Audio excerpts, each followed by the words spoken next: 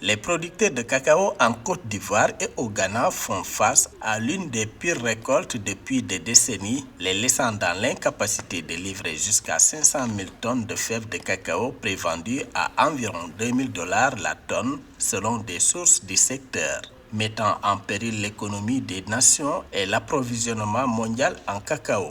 Les conséquences de cette crise pourraient être ressenties à l'échelle mondiale avec des répercussions ponctuelles sur les prix des produits à base de cacao et sur l'industrie chocolatière dans son ensemble.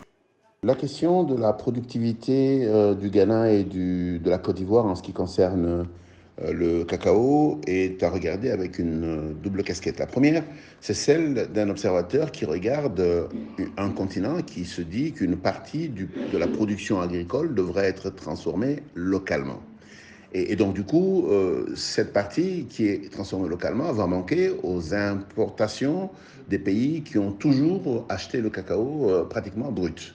Deuxième, c'est cette critique qui a été largement lancée sur à la fois le fait que les plantations ont vieilli et qu'elles n'ont pas nécessairement été maintenues de la bonne manière, mais aussi cette critique que l'Union européenne a formulée sur l'extension des champs quant à la déforestation.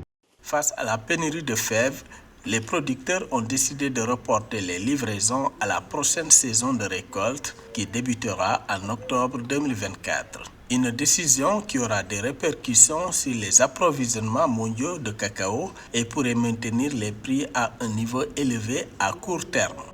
Ce qu'il faut aujourd'hui être en mesure de regarder, c'est la production totale, celle qui est consommée sur le continent par la transformation locale et éventuellement l'évolution des demandes internationales.